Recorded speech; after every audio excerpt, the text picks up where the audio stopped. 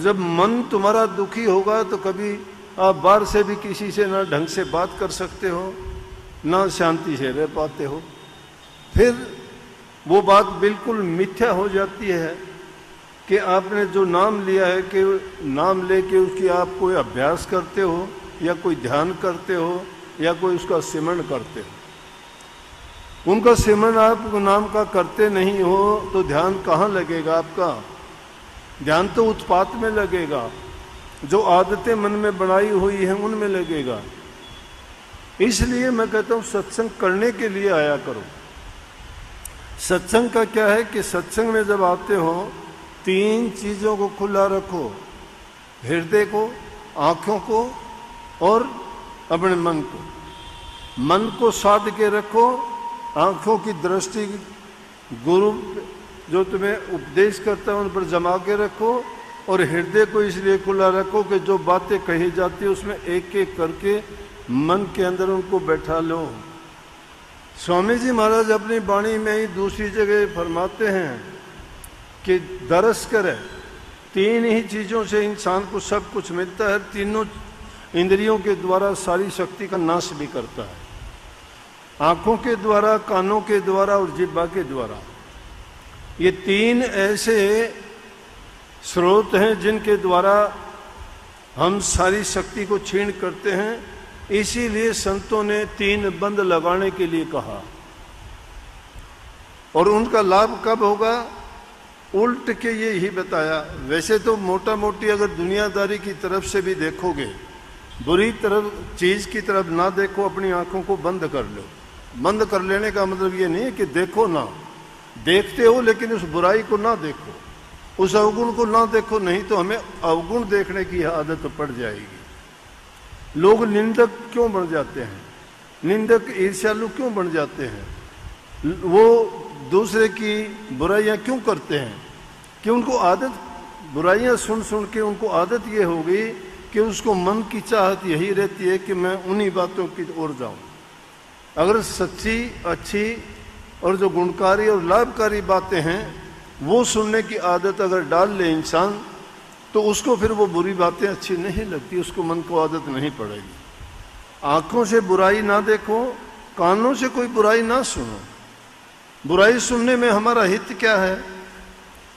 अगर किसी की कोई बात सुनते हो, उसको 3 ही प्रकार से आदमी को फायदा होना चाहिए। उस बात से या तो तुम्हें कुछ ना कुछ ज्ञान मिले, या उस बात से तुम्हें कुछ लाभ मिले, या उस बात के सुनने से, अपनाने से तुम्हारा कोई सुधार हो। अगर कुछ भी नहीं होता है तो समय की बर्बादी है, क्यों समय बर्बाद करें उसके लिए? फिर वो बात हमें नहीं सुननी चाहिए। किसी से क्यों सुने उस बात को? क्या लेना देना जिस बात का कोई मतलब नहीं। गुरु रविदास जी ने कहा, थोथा क्यों पिछोड़ो रे पिछोड़ो जिसमें ना निज कण होई। कि थोथा पिछोड़ने में तुम्हें क्या मिलेगा? उस चीज को तो पिछोड़ो जिस चीज के पिछोड़ने से तुम्हें कुछ सार मिले। इसलिए तीसरी है कि जबान से ज्यादा बोलना, बिना मतलब की बातें बोलते जाते हैं, बोलने से बहुत शक्ति का नाश होता है। उसमें फिर बोलने में, ज्यादा बोलने में उल्टा सीधा भी बोला जाता है। कोई वचन ऐसा निकल जाए तो उसका जवाब देना मुश्किल हो जाता है। कभी क्रोध में किसी को कटु वचन बोला जाता है, प्यार में तो चलो अच्छा ही बोलता है आदमी, कभी ज्यादा बोलता है तो झूठ भी बोला जाएगा। तो इसलिए जब झूठ हो जाएगा तो झूठ को साबित करने के लिए और झूठ बोलनी पड़ेंगी। इसलिए जबान को काबू में रखो, नजर की दृष्टि को भी काबू में रखो, कानों से कोई बुरा ना सुनो। और संत मत की शिक्षा, फिर अंदर में प्रवेश करो। अंदर में प्रवेश करने के लिए सुलभ तरीका क्या बताया स्वामी जी महाराज ने? उन्होंने कहा कि दर्श करे। किसके दर्श करे? आदर्श हो कोई, उसके दर्शन करो। जो गुणवान हो, जिसमें अच्छे लक्षण हो, जिससे तुम्हें अच्छा करने की प्रेरणा मिलती हो, जिस चीज के भी दर्शन करते हो उससे गुण और दोष आप में आने शुरू हो जाएंगे। क्यों प्रभु के दर्शन करते हो? क्यों लोग मंदिरों में जाते हैं? क्यों गुरुद्वारों में जाते हैं? किस लिए चर्चिज में जाते हैं? किस लिए मस्जिदों में जाके बांग देते हैं? उनका एक ही उद्देश्य होता है कि जो देवता हैं, जो जिनको वो अपने इष्ट मानते हैं, पूज्य मानते हैं, उनके दर्शन करते हैं। उनके दर्शन करने से उनके गुण याद आते हैं।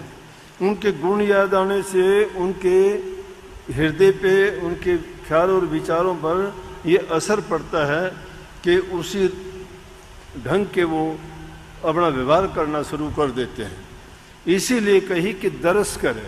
दर्शन करने में बड़ी शक्ति है।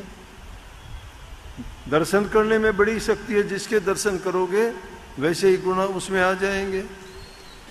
किसी के भी दर्शन ना करो तो सबसे पहले उठ के जो तुम्हारे भाग्य नसीब में लिखा है बताता हूं मैं, कि तुम उठते ही अपने हाथ के दर्शन कर लिया करो। तुम्हारे हाथ में जो रेखाएं लिखी तुम्हारा कर्म और भाग्य देख लिया करो उसमें।